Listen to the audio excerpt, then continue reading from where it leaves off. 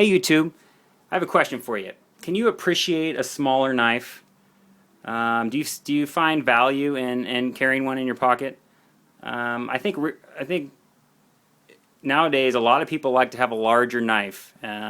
For whatever reason, big knives are always popular. But do you see a need or see a value in having a smaller knife? Now, if you're into Chris Reeve, maybe you have a large Sebenza, maybe you have an Unumzan, one of the larger knives, and you just kind of have an interest in trying out one of the smaller ones in their lineup. Or maybe you're new to Chris Reeve knives and maybe you just don't like big knives, or maybe you can't carry a big knife where you live or where you work, and you're only interested in the smaller knives. And you want to buy a Chris Reeve knife. Which one do you buy? Well, currently the Mnandi and the small Sebenza are the only smaller folders in their lineup. So let's take a look at some of them. Now up at the top I have a large Sebenza just for size reference. This is a large Sebenza Classic in ebony. Down below is an African Blackwood, and this is a small Sebenza.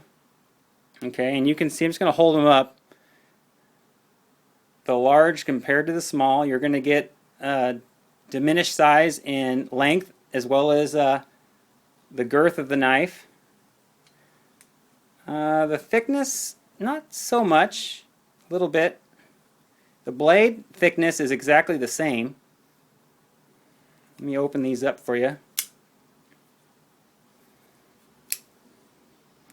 So you get an idea of what you're dealing with.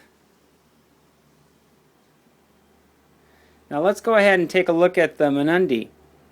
Put these down here for a second. These are, in my opinion, are little works of art. They're just beautiful pieces. They're inlaid with different types of wood. All of the Mnandis have wood inlays or mammoth ivory. And even in the past they've done giraffe bone. Okay, this is snake wood, which has that kind of a snake scale pattern to it. The lighting isn't too great right here, so it's hard to get a good idea, but you can kind of see there. Okay, the Mnandi has the pivot bushing just like the Sebenza. It's very similar in breaking down the knife and cleaning it. It has this enlarged nail nick right there, which actually can be used to open the knife quite easily instead of a thumb stud. It kind of takes you back to the days of the old school slip joints that your grandfather or father or great-grandfather used. It's definitely a classy knife and definitely would be considered a gentleman's knife. But don't let it fool you. This is a tough knife and this could handle a lot. Let me show you the blade thickness. You are gonna sacrifice some blade thickness with the Mnandi compared to the small Sebenza, but not a whole lot. This knife is no slouch. It will handle pretty much every one of your EDC needs without a problem at all. You can see the thickness of the two. A little thinner. And of course it's a lot thinner in girth. And it's going to ride a little easier in the pocket than your small Sebenza. It's got a titanium clip that's been milled out. It's a solid piece of titanium. It's a beautiful design clip, and works great. It could be put in your shirt pocket and you wouldn't even know it's there, and it looks a lot like a pen, a fancy pen clip, and no one would even know you had a knife if that was a concern.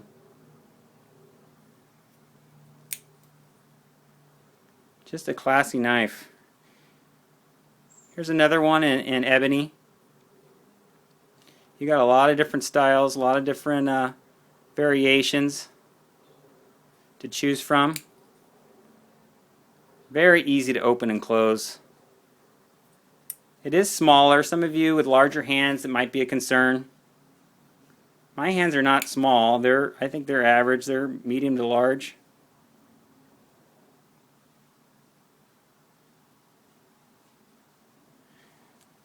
just some fine detail was taken when they designed this knife. Let me show you this one. This is one of my favorites. This one is Lignum Vitae, I think is how it's pronounced.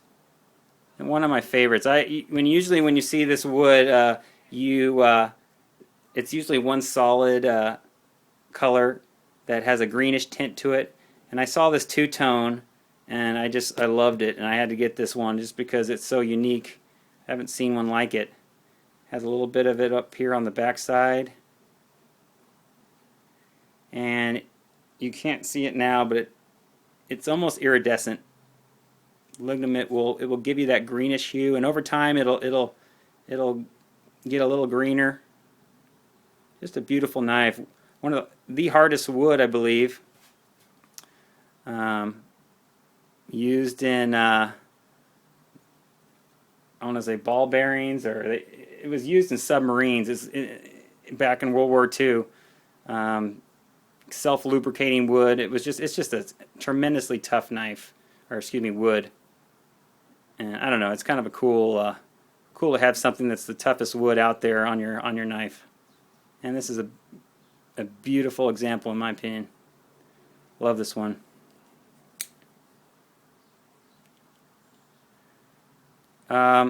So which one do you get? Do you go with the Sebenza, small Sebenza 21,